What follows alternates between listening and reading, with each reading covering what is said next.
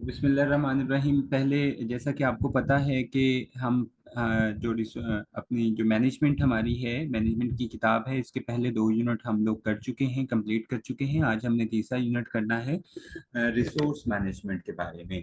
आज के इस लेक्चर में हम लोग डिस्कस करेंगे कि रिसोर्स मैनेजमेंट होती क्या है और इसकी significance particularly in a school, in an school organisation. किसी भी स्कूल ऑर्गेनाइजेशन के अंदर रिसोर्स मैनेजमेंट क्यों ज़रूरी है, इसकी अहमियत क्या है, अफादियत क्या है, और किस किस तरह के रिसोर्सेज को हम मैनेज करते हैं किसी भी स्कूल के अंदर या किसी भी एजुकेशनल इंस्टीट्यूट्स के अंदर। तो रिसोर्स मैनेजमेंट को हम चलते हैं, देखते हैं रिसोर्स मैनेजमेंट क्या होती है। ओवरव्यू है जी आज के हमारे लेक्चर का। रिसोर्स मैनेजमेंट को देखेंगे, रिसोर्स मैनेजमेंट है क्या, ह्यूमन रिसोर्स मैनेजमेंट देन देखेंगे, फिर हम देखेंगे resource management versus human resource management, फिर हम रिसोर्स मैनेजमेंट का प्रोसेस देखेंगे, फिर ह्यूमन रिसोर्स मैनेजमेंट के फंक्शंस को देखेंगे, और फिर importance of human resource management देखेंगे। तो सबसे पहले हम लोग डिस्कस कर लेते हैं जी रिसोर्स मैनेजमेंट क्या है। आप जैसा कि आपको पता है कि किसी भी ऑर्गेनाइजेशन के अंदर जब हम काम करते हैं या किसी भी वर्किंग स्फेयर पे, तो हमें डिफरेंट चीज़ों की ज़रूरत पड़ती है, डिफरेंट वसाइल की ज़रूरत पड़ती है किसी भी ऑर्गेनाइजेशन में। अब कोई भी ऑर्गेनाइजेशन होती है तो वहाँ पर एक ट्राइका होता है। सबसे पहले तो एक ऑर्गेनाइजेशन का एम्प्लॉयर होता है, मालिक होता है, और एक ऑर्गेनाइजेशन के कस्टमर्स होते हैं। अब कस्टमर्स को कुछ प्रोडक्ट्स चाहिए होती हैं और मालिक वो प्रोडक्ट्स बना के कस्टमर को दे रहा होता है। तो अब मालिक बजाते खुद कस्टमर्स की डिमांड अकेला बंदा पूरी नहीं कर सकता, इसके लिए वो अपनी टीम हायर करता है। तो वो जो उसकी टीम होती है जिसको हम एम्प्लॉयज कहते हैं, तो यहाँ पर 3 स्टेक होल्डर्स इन्वॉल्व हो गए हैं, एम्प्लॉयर है, एम्प्लॉयज हैं और क्लाइंट है। तो इन तीनों के लिए जो जो इम्प्लाइज हैं वो क्लाइंट के लिए जो भी प्रोडक्ट बनाते हैं उस प्रोडक्ट के ऊपर मटेरियल लगता है, उस पे वसाइल लगते हैं। वो पैसे के वसाइल हो सकते हैं, वो आपके मटेरियल रिसोर्सेज हो सकते हैं, वो आपके फिजिकल फैसिलिटीज हो सकते हैं, कुछ भी हो सकता है। तो वो जो तमाम इकसाम के वसाइल किसी भी ऑर्गेनाइजेशन के अंदर इस्तेमाल किए जाते हैं, उन वसाइल को, उन ऑर्गेनाइजेशनल रिसोर्सेज को इफेक्टिवली और एफिशिएंटली मैनेज करना, ये रिसोर्स मैनेजमेंट कहलाता है। किसी भी ऑर्गेनाइजेशन के अंदर जो दरकार और दस्तयाब, जो अवेलेबल एंड रिक्वायर्ड रिसोर्सेज होते हैं काम करने के लिए, अपने गोल्स को अचीव करने के लिए, अकम्पलिशमेंट ऑफ टास्क करने के लिए, जो रिक्वायर्ड एंड अवेलेबल रिसोर्सेज हैं उनको इफेक्टिवली और एफिशिएंटली यूज करना, this is called resource management. और ये उनको इफेक्टिवली और एफिशिएंटली यूज कौन करता है या करवाता है, ये हम फर्स्ट यूनिट के अंदर डिस्कस कर चुके हैं। Leader and manager. Leader and manager are the person जो क्या काम करते हैं, रिसोर्स मैनेजमेंट की जिम्मेदारी वो उठाते हैं, रिसोर्स मैनेजमेंट करते हैं किसी भी ऑर्गेनाइजेशन के लिए। तो रिसोर्स मैनेजमेंट की डेफिनेशन देखें, management of all organisational resources including human resources, including financial resources, including material resources। तो ये तमाम इकसाम के जो रिसोर्सेज हैं उनको मैनेज करना, ये रिसोर्स मैनेजमेंट कहलाता है। अब जो रिसोर्सेज हैं इनकी 3 मेजर टाइप्स हैं, human resources, material resources and financial resources. तो इनको हम आगे पढ़ेंगे। तो ऑब्जेक्टिव्स क्या हैं जी, plan, allocate and optimise resources to achieve organisational goal. हम रिसोर्स मैनेजमेंट क्या क्यों करते हैं, हमारे जो ऑर्गेनाइजेशनल गोल्स हैं उनको अचीव करने के लिए जो हमने एक्टिविटीज परफॉर्म करनी है किसी भी ऑर्गेनाइजेशन के अंदर, उन एक्टिविटीज को हमने प्लान करना है, उन एक्टिविटीज को हमने टाइम भी एलोकेट करना है, फंड्स भी एलोकेट करने हैं। और इसके की एस्पेक्ट्स क्या हैं जी, की एस्पेक्ट्स हैं फाइनेंशियल कैपिटल, फाइनेंशियल रिसोर्सेज हो सकते हैं, फिजिकल रिसोर्सेज हो सकते हैं, टेक्नोलॉजिकल रिसोर्सेज हो सकते हैं, टाइम रिसोर्सेज हो सकते हैं, एंड ह्यूमन रिसोर्सेज हो सकते हैं। तो इसका गोल क्या होगा जी, utilise resources efficiently to maximise productivity and profitability. तो हमने इस तरह से अपने रिसोर्सेज को, दस्तयाब रिसोर्सेज को और दरकार रिसोर्सेज को मैनेजर या लीडर ने इस तरह इस्तेमाल करना होता है कि वो मैक्सिमम प्रॉफिट दे सके अपनी ऑर्गेनाइजेशन को। तो जी यहाँ तक अगर आपका कोई क्वेश्चन है, जो मैं ask your question first then we will move forward. कोई सवाल है आप लोगों का? मुझे चैट बॉक्स में बता दें, अगर कोई सवाल है तो हम वो करें, अदरवाइज हम आगे चलें।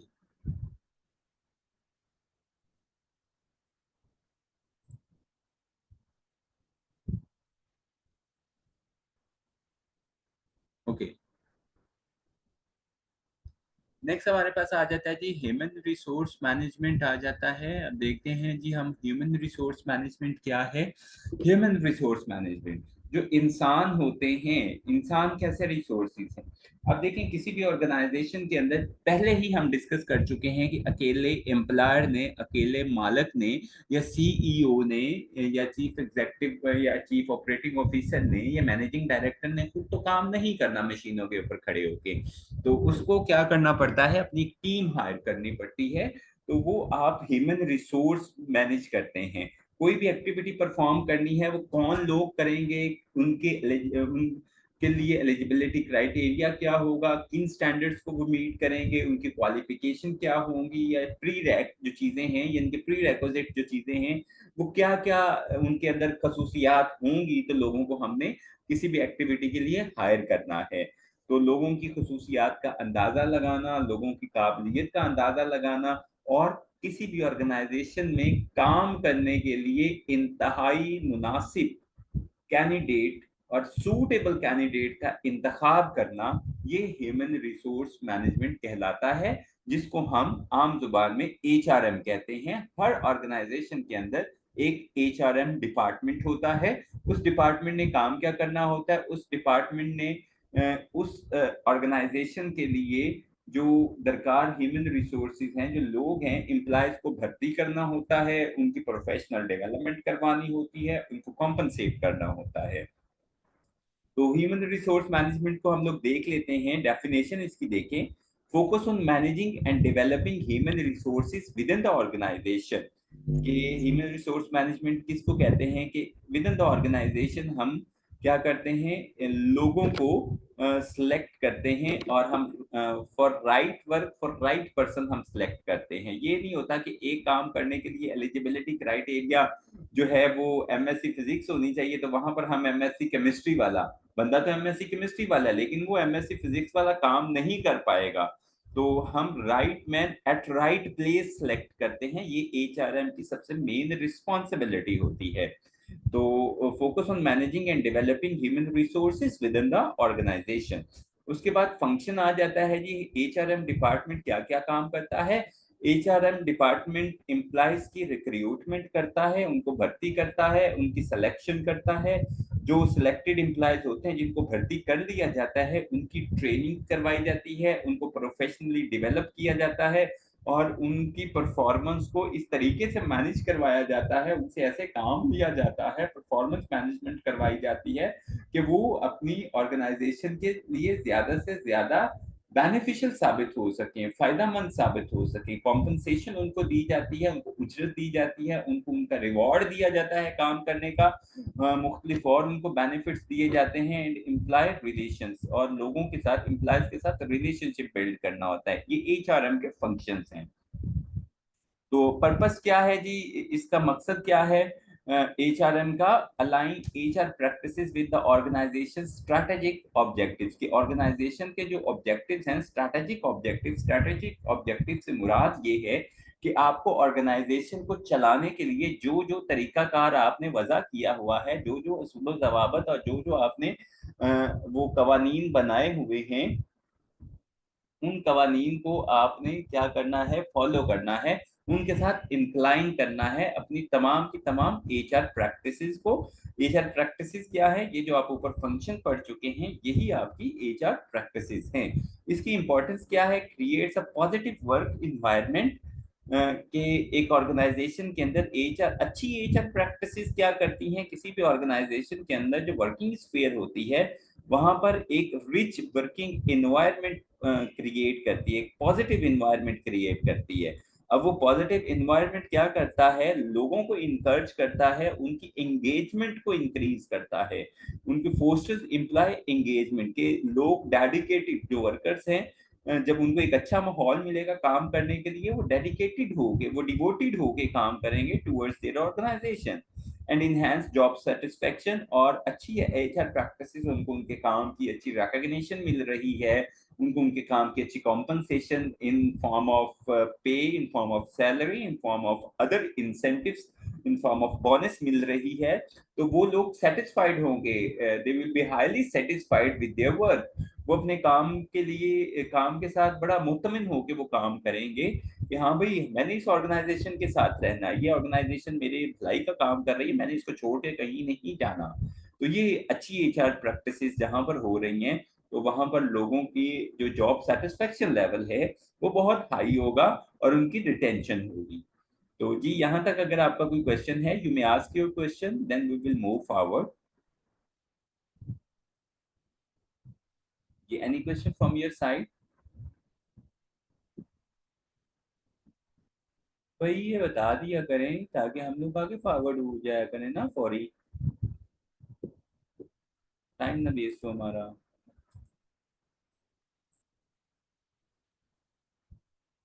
Okay, now we will going to move forward. Next है जी resource management versus human resource management. Resource management भी हमने पढ़ लिया और ह्यूमन रिसोर्स मैनेजमेंट भी पढ़ लिया। रिसोर्स मैनेजमेंट के अंदर हमारे पास किसी भी ऑर्गेनाइजेशन के अंदर जो तमाम इन्वॉल्व इकसाम के रिसोर्सेज हैं, वसाइल हैं, उनको मैनेज करना, जिनमें टेक्नोलॉजिकल रिसोर्सेज हैं, फिजिकल रिसोर्सेज हैं, टाइम रिसोर्सेज हैं, ह्यूमन रिसोर्सेज हैं, फाइनेंशियल रिसोर्सेज हैं, ये सारे रिसोर्सेज को मैनेज करना रिसोर्स मैनेजमेंट। आप यूं कह सकते हैं कि resource management is an umbrella term और human resource management just an integral part of resource management, ये उसका पार्ट है, उसका पोर्शन है। तो resource management deals with all types of resources in the organisation. वो ऑल टाइप ऑफ रिसोर्सेज हम discuss कर चुके हैं, टाइम रिसोर्सेज हैं, फाइनेंशियल रिसोर्सेज हैं, टेक्नोलॉजिकल रिसोर्सेज हैं, फिजिकल रिसोर्सेज हैं। और ह्यूमन रिसोर्सेज मैनेजमेंट, तो एचआरएम क्या करती है, ये सिर्फ ह्यूमन के साथ डील करती है, लोगों को इन्होंने कैसे मैनेज करना है। They are just managing the people, they are just managing the employees. ये लोग इस चीज को, इस अमर को यकीनी बनाते हैं कि ये right, they will select right man for the right place at the right time, कि कब क्या और किसने करना है, तो ये उसके लिए मोस्ट सूटेबल कैंडिडेट को सिलेक्ट करते हैं। तो human resource management concentrate specifically on managing people. तो ओवरलैपिंग एस्पेक्ट्स क्या है, both aim to achieve organisational goals efficiently. अब रिसोर्स मैनेजमेंट की बात करते हैं या ह्यूमन रिसोर्स मैनेजमेंट की बात करते हैं, तो दोनों ने ही क्या करना होता है, जो ऑर्गेनाइजेशनल गोल्स हैं, उन ऑर्गेनाइजेशनल गोल्स को इफेक्टिवली अचीव करने के लिए, एफिशिएंटली अचीव करने के लिए काम करना होता है। जी, is there any question from your side?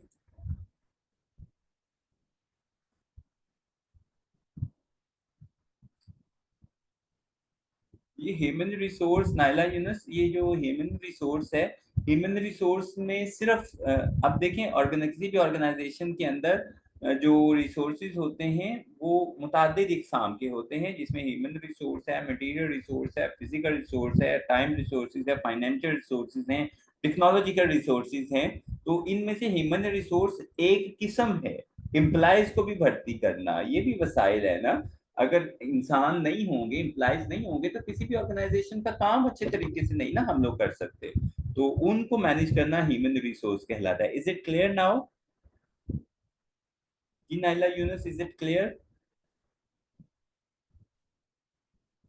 Okay, हम लोग आगे चलते हैं। रिसोर्स मैनेजमेंट का जो प्रोसेस है, रिसोर्स मैनेजमेंट प्रोसेस के अंदर हमारे पास कुछ चीजें आपको नजर आ रही होंगी। रिसोर्स मैनेजमेंट प्रोसेस में सबसे पहले है जी प्लानिंग। प्लानिंग में रिसोर्स मैनेजमेंट प्रोसेस में क्या होता है, रिसोर्स को मैनेज करने का जो अमल है उसमें हम क्या करते हैं, सबसे पहले हम प्लान करते हैं, identify resource needs and allocate them accordingly. सबसे पहले हम ये चीज इंश्योर करते हैं, इस चीज का एनालिसिस करते हैं कि हमारी ऑर्गेनाइजेशन में किस किस चीज की जरूरत है। चीज से मुराद यहाँ पर वसाइल, हमारी ऑर्गेनाइजेशन में काम करने के लिए ऑर्गेनाइजेशनल जो ऑब्जेक्टिव्स या गोल्स हैं उनको अचीव करने के लिए हमें कितने बंदों की जरूरत है, हमें कितनी मशीनों की जरूरत है, हमें कितने कंप्यूटर्स की जरूरत है, हमें कितने पैसों की जरूरत है, हमें कितनी स्पेस की जरूरत है, हमें कितने फर्नीचर की जरूरत है। तो ये सबसे पहले हम आइडेंटिफिकेशन ऑफ नीड्स करते हैं कि हमारी जरूरियात क्या हैं। फिर हमने जब जरूरियात का अंदाजा हो जाता है तो उस जरूरियात के अकॉर्डिंगली आगे हम चलते हैं। तो ये क्या होता है, जरूरियात का अंदाजा लगाना और उनको प्लान करना, उनको प्रायोरिटाइज करना कि सबसे पहले ज्यादा शदीद जरूरत क्या है, उससे कम प्रायोरिटी की जरूरत क्या है, उससे कम प्रायोरिटी की नीड क्या है, उससे कम प्रायोरिटी की नीड क्या है। तो ये हायरार्की बनाना, ये क्या कहलाता है, ये आपकी प्लानिंग कहलाता है। उसके बाद आपकी एलोकेशन आ जाती है। तो distribute resources to different projects और डिपार्टमेंट्स, कि आप डिफरेंट डिपार्टमेंट्स को अपने एलोकेट करते हैं। फॉर एग्जांपल, हम अपने डिपार्टमेंट की एग्जांपल लेते हैं। हमारे डिपार्टमेंट में चूंकि एजुकेशन लैब इस्टेब्लिश की जा रही है, तो इसमें हमें कंप्यूटर हमने मांगे हैं कि हमारे पास 4 कंप्यूटर आ रहे हैं। तो हमारे पास हमारे डिपार्टमेंट में 4 कंप्यूटर आ रहे हैं, जबकि जो कंप्यूटर डिपार्टमेंट है वहां पर तो एक फुली इक्विप्ड कंप्यूटर लैब है। वहां पर तकरीबन को 20-25 कंप्यूटर पड़े हुए हैं उस लैब के अंदर और सर्वर के साथ कनेक्ट है और वो फुली फर्निश्ड है। अब देखिए, वहां पर भी कंप्यूटर पड़े हैं, यहाँ पर भी कंप्यूटर पड़े हैं, तो जरूरतों के हिसाब से उन्होंने रिसोर्सेज को एलोकेट किया। कंप्यूटर डिपार्टमेंट को ज्यादा कंप्यूटर्स की जरूरत थी, उनको ज्यादा कंप्यूटर मिले हुए हैं, हमारे डिपार्टमेंट को कम कंप्यूटर्स की जरूरत थी, हमें कम कंप्यूटर मिले हुए हैं। इसी तरह नीड्स को आइडेंटिफाई जब आपने प्लानिंग में कर लिया, तो उसके बाद आपने क्या काम करना है, अकॉर्डिंग टू द नीड्स आपने रिसोर्सेज को एलोकेट करना है कि कहाँ पर कितने रिसोर्सेज की जरूरत है। आपने इक्विटी के लिहाज से डिस्ट्रीब्यूट करना है। एलोकेशन में आ जाता है जी, distribute resources to different projects और डिपार्टमेंट्स।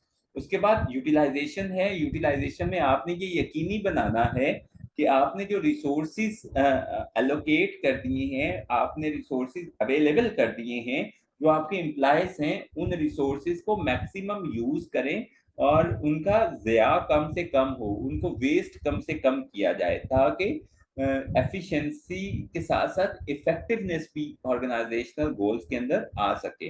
यूटिलाइजेशन में optimise resources usage to prevent wastage and inefficiency. उसके बाद आपके पास आ जाता है जी मॉनिटरिंग आ जाता है। मॉनिटरिंग में continuously assess resource performance and make improvement, कि आप कंटिन्यू बेसिस के ऊपर जो आपने एचआर प्रैक्टिसेस या रिसोर्स मैनेजमेंट प्रैक्टिसेस चलाई होती हैं, उनके ऊपर आप एक चेक एंड बैलेंस भी रखते हैं। जिनको आप रिसोर्स एलोकेट कर रहे हैं उनको आप रिसोर्स एलोकेशन के बाद आप उनके ऊपर उनको अकाउंटेबल भी रखते हैं कि भाई मैंने आपको इतने रिसोर्सेज दिए थे, आपने इनको कहाँ कहाँ और कैसे यूज किया है ये बताएं। आप उनके उनसे एक पूरी यूजेज की रिपोर्ट भी लेते हैं। Continuously assess resource performance and making improvement. यहाँ तक अगर आपका कोई क्वेश्चन है तो आप लोग को क्वेश्चन करें, देन हम लोग नेक्स्ट चलेंगे अगली स्लाइड के ऊपर। जी कोई सवाल है तो सवाल पूछें अपना।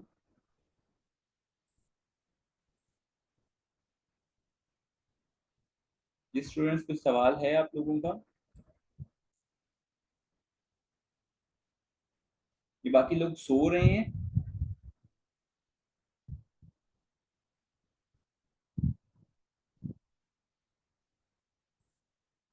ओके, हम लोग नेक्स्ट चलते हैं।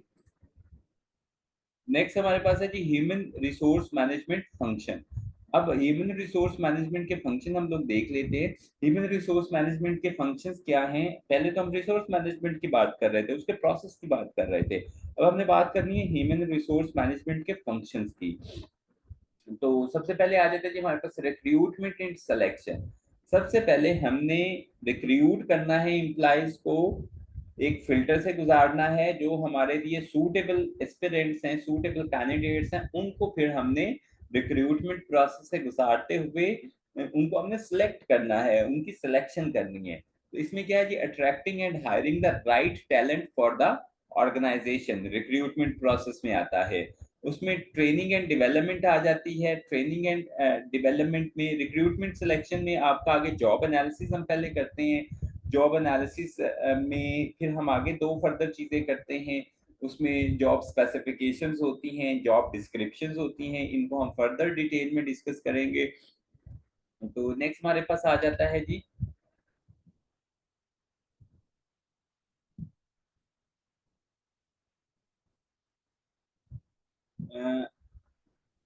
रिक्रूटमेंट एंड सिलेक्शन के अंदर हम लोग उनको हम बात कर रहे थे कि जॉब स्पेसिफिकेशन और जॉब डिस्क्रिप्शन की, जॉब एनालिसिस की। रिक्रूटमेंट एंड सिलेक्शन जब हम करते हैं ना, तो रिक्रूटमेंट में सबसे पहले हम अपने कंपेटिटर्स का एनालिसिस करते हैं। अब ये कंपेटिटर का एनालिसिस हम क्यों करते हैं? अब देखें, कंपेटिटर हमारे कौन होते हैं? वो लोग जो हम जैसी ऑर्गेनाइजेशन चला रहे हैं हमारे आस पड़ोस में, हमारे करीब करीब। यानी कि हम एक कॉलेज चला रहे हैं, तो हमारे सिटी के अंदर जितने भी जो डिफरेंट कॉलेजेस चल रहे हैं, दे आर आवर कंपेटिटर्स। उनके साथ हमारा एक मुकाबला है। तो हमने देखना है कि अगर वो बीएस एजुकेशन या बीएस फिजिक्स या बीएस इंग्लिश करवा रहे हैं, तो उनके बीएस इंग्लिश का मयार क्या है, किस क्वालिटी का, उनके स्टैंडर्ड्स क्या हैं, उनके बेंचमार्क्स क्या हैं। वो बीएस इंग्लिश या बीएस फिजिक्स को पढ़ाने के लिए जो टीचर्स हायर कर रहे हैं, उनकी क्वालिफिकेशन क्या है, वो किस सैलरी पैकेज पे टीचर्स को हायर कर रहे हैं, उनका क्वालिटी एश्योरेंस का क्या मैकेनिज्म है। तो ये सारा कुछ किस में आता है? इसमें आता है कंपैटिटर्स एनालिसिस के अंदर आता है, जिसको हम जॉब एनालिसिस भी कहते हैं। तो जॉब एनालिसिस करते वक्त हमें हमारे जो कंपैटिटर्स हैं पता चलता है कि वो किस क्वालिफिकेशन के लोग रख रहे हैं। तो जॉब एनालिसिस में दो चीजें होती हैं, एक जॉब स्पेसिफिकेशन और दूसरा जॉब डिस्क्रिप्शन। जॉब स्पेसिफिकेशन में हम लोग ये डिसाइड करते हैं कि हमने किस क्वालिफिकेशन के लोगों को हायर करना है फॉर अ पर्टिकुलर जॉब। किसी भी एक मखसूस काम को करने के लिए जो लोग हम हायर करेंगे, उसके लिए एलिजिबिलिटी क्राइटेरिया, उनकी काबिलियत का मेयार क्या होगा। तो वो जो काबिलियत का मेयार होगा, उसको हम कहेंगे जॉब स्पेसिफिकेशन। किसी भी जॉब को हासिल करने के लिए जो दरकार काबिलियत है, वो जॉब स्पेसिफिकेशन कहलाएगी। और जॉब डिस्क्रिप्शन से क्या मुराद है, ये भी हम जॉब एनालिसिस के अंदर ही करते हैं। जॉब एनालिसिस के अंदर फर्दर दो चीजें होती हैं, एक जॉब स्पेसिफिकेशन और एक जॉब डिस्क्रिप्शन। तो जॉब डिस्क्रिप्शन भी हम कंपैटिटर एनालिसिस के बाद ही डिसाइड करते हैं कि आपको अगर बीएस एजुकेशन का एक सब्जेक्ट पढ़ाने के लिए टीचर हायर किया गया है, तो आपकी रिस्पॉन्सिबिलिटीज क्या हैं, आपकी जिम्मेदारियां क्या हैं, आप ऑर्गेनाइजेशन में कौन कौन से काम, कौन कौन सी एक्टिविटीज परफॉर्म करने के पाबंद होंगे। तो ये क्या होगा, ये आपकी जेडीज होंगी, जिनको शॉर्ट फॉर्म में जेडीज कहते हैं, और इसको फुल फॉर्म में जॉब डिस्क्रिप्शन बोलते हैं। तो रिक्रूटमेंट एंड सिलेक्शन करना ह्यूमन रिसोर्स मैनेजमेंट का सबसे पहला फंक्शन है। उसके बाद ट्रेनिंग एंड डेवलपमेंट, कि ये क्या कहलाती है, enhancing employee skills and knowledge, के उनको प्रोफेशनली डेवलप कर रही है, प्रोफेशनली साउंड कर रही है। जो अपडेटेड, जो मॉडर्न नॉलेज आ रहा है, जदीद मशीनरी आ रही है, टेक्नोलॉजिकल एडवांसमेंट्स हो रही हैं, उनके साथ एम्प्लॉयज को इक्विप करना। फिर परफॉर्मेंस मैनेजमेंट आ जाता है, evaluating and improving employee performance. उसके बाद कंपनसेशन एंड बेनिफिट्स आ जाते हैं, managing salaries, incentives and employees perks, के लोगों के फायदे के लिए काम करना, उनकी जॉब सेटिस्फेक्शन को इंक्रीज करना, उनको अच्छी सैलरीज देना, उनको इंसेंटिव्स देना, कि ताकि उनकी रिटेंशन रहे, वो एम्प्लॉयज इस ऑर्गेनाइजेशन को छोड़ के ना जाए। फिर एम्प्लॉय रिलेशनशिप का काम करती है, handling grievances and promoting a positive work environment, के वो एक फैमिली की तरह अपने एम्प्लॉयज को रखें। उसके बाद क्या है, employee engagement, boosting morale and motivation, reducing turnover. Turnover कहते हैं कि टर्नओवर, ये लेफ्ट ओवर, टर्नओवर कहते हैं कि आप एक ऑर्गेनाइजेशन को छोड़ के किसी दूसरी ऑर्गेनाइजेशन को ज्वाइन कर लेते हैं, थोड़ी सी तनख्वाह ज्यादा मिली, या होता क्यों क्या है कि अगर आपकी ऑर्गेनाइजेशन में आपके कोलीग्स अच्छे नहीं है, आपको अच्छा एनवायरनमेंट नहीं मिल रहा, आपकी जॉब सेटिस्फेक्शन नहीं है, तो आप अपनी ऑर्गेनाइजेशन को छोड़ के किसी दूसरी ऑर्गेनाइजेशन को ज्वाइन कर लेते हैं।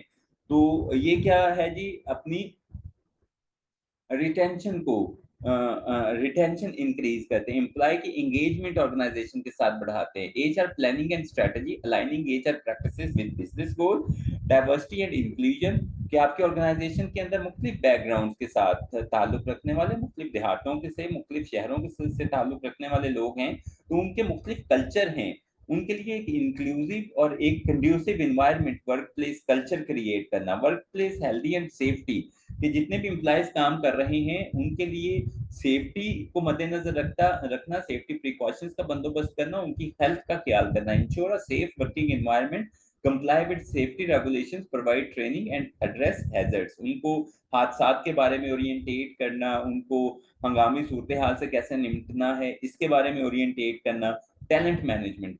तो आपने क्या काम करना है एचआर प्रैक्टिसेस ने, कि अपने ऑर्गेनाइजेशन के अंदर जितने एम्प्लॉयज काम कर रहे हैं, अगर उनमें आपको लगता है कि किसी एम्प्लॉय के अंदर ज्यादा पोटेंशियल है, तो उसके पोटेंशियल को आपने मैक्सिमम यूज करना है। Identify high potential employees, implement succession planning, develop leadership pipelines, उसको आगे लेके आना है, उसकी प्रमोशन करनी है। तो उसके बाद आ जाता है employee onboarding and offboarding, कि जब आपका कोई एम्प्लॉय आ रहा है, नया एम्प्लॉय है, तो उसको अच्छे तरीके से वेलकम करें, कोई एम्प्लॉय जा रहा है तो उसको एक रिस्पेक्टफुल वे में, रिस्पेक्टफुल मैनर में उसको गुड बाय भी कहें। Facilitate new employee integration, manage the exit process for departing employees. फिर एचआर इंफॉर्मेशन सिस्टम आ जाता है, utilise technology for efficient HR management, manage employees data and payroll, के एचआर इंफॉर्मेशन सिस्टम आप technology का सहारा लें, आप कंप्यूटर टेक्नोलॉजी को यूज करते हुए सारा कुछ अपना ऑनलाइन करें, कंप्यूटर बेस्ड आपका होना चाहिए। कंप्लायंस एंड लीगल इश्यूज, जितने भी लीगल इश्यूज हैं, जितनी भी आपके कवानीन हैं, आपने उन एम्प्लॉय से और खुद उन कवानीन का पाबंद होना है, और एम्प्लॉयज को बाउंड करना है कि वो उन जो रूल्स रेगुलेशंस हैं, ये जो गवर्नमेंट की पॉलिसीज हैं, जो एसओपीज हैं, उनको लाजमी तौर पे फॉलो करें। Ensure compliance with labour laws and regulation, address legal requirements related to employment. तो यानी कि मिसाल के तौर पे हमारे यहाँ ये है जी, किसी भी ऑर्गेनाइजेशन, किसी भी फैक्ट्री में 18 साल से कम उम्र का बच्चा काम नहीं कर सकता, तो वो नहीं लोग देते, क्योंकि ये एक लीगल इशू है, तो ये गवर्नमेंट की पॉलिसी है, उसको फॉलो करना होता है। तो सेफ्टी के बगैर नहीं काम कर सकते, हेलमेट के बगैर काम नहीं कर सकते, तो इन चीजों को इंश्योर किया जाता है। एम्प्लॉय बेनिफिट्स एडमिनिस्ट्रेशन के एम्प्लॉयज की जो बेनिफिट्स उनको दिए जाते हैं, जो उनको इंसेंटिव्स दिए जाते हैं, उनको मैनेज करना और नए इंसेंटिव्स उनके लिए इंट्रोड्यूस करवाना। Oversee employee benefits programme, health insurance है, रिटायरमेंट प्लान है एंड अदर। वर्कफोर्स एनालिटिक्स हैं, कि जितना आपके पास लोग हैं उनका आपने उनका डाटा लेना है, उस डाटा को एनालिसिस करना है, और फ्यूचर के लिए आपने उस डाटा को, फ्यूचर के डिसीजन मेकिंग के लिए उस डाटा को यूज करना है। Use data and metrics for analysis, make informed HR decisions.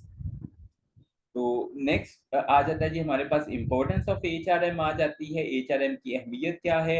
Essential for organisational success and growth, किसी भी ऑर्गेनाइजेशन की जो सक्सेस होती है या उसके जो आगे बढ़ने के चांसेस होते हैं, अगर उनके पास अच्छा एचआरएम डिपार्टमेंट है, उनके पास ह्यूमन रिसोर्स मैनेजमेंट के टैक्टिक्स मौजूद है, तो वो ऑर्गेनाइजेशन बड़ी आगे जाती है। HR professionals play a crucial role in supporting employees and the company. A well-managed workforce leads to improved productivity and overall performances. तो कंक्लूजन हमारे पास क्या निकला जी, resource management and human resource management are vital for achieving organisational objectives, as we discussed in our entire lecture, के बहुत जरूरी होती है human resource management as well as resource management. Efficiently managing our resources, including human resources, is crucial for success. तो जी ये आज का हमारा लेक्चर था। तो कल हम इंशाल्लाह ताला ह्यूमन रिसोर्स के साथ, कल हम इंशाल्लाह फाइनेंशियल रिसोर्सेज को डिस्कस करेंगे, या फाइनेंशियल फिजिकल रिसोर्सेज को डिस्कस करेंगे। तो थैंक्स फॉर योर पेशेंस। अब अगर आपके कुछ सवाल हैं तो आप अपने सवाल पूछिए। आप अपना माइक भी ऑन करके क्वेश्चन कर सकते हैं इन वॉइस फॉर्म, और अपना चैट बॉक्स के जरिए भी आप क्वेश्चन कर सकते हैं।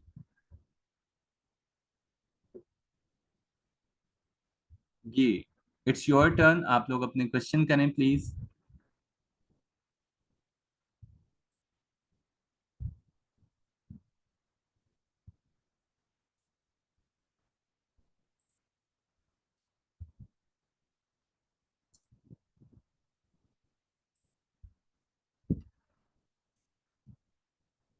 ये किसी का कोई सवाल हो?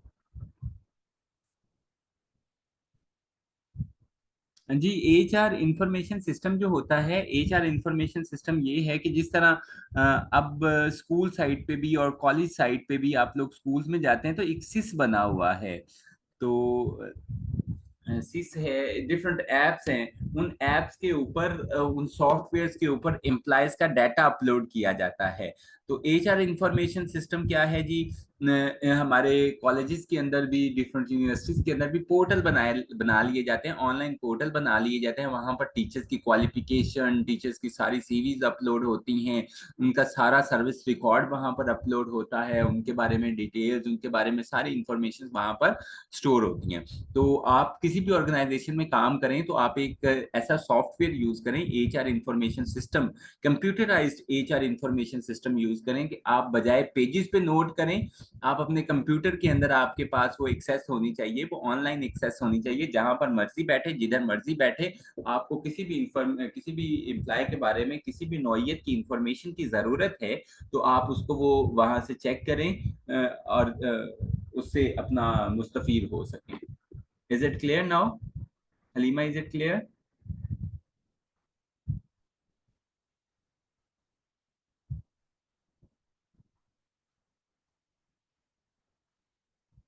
जी, थैंक यू सो मच। कल हम इंशाल्लाह ताला नेक्स्ट टॉपिक हमारा इतने सेम टाइम पे क्लास होगी हमारी। तो कल हम इंशाल्लाह ताला फिजिकल रिसोर्सेज या फाइनेंशियल रिसोर्सेज को डिस्कस करेंगे।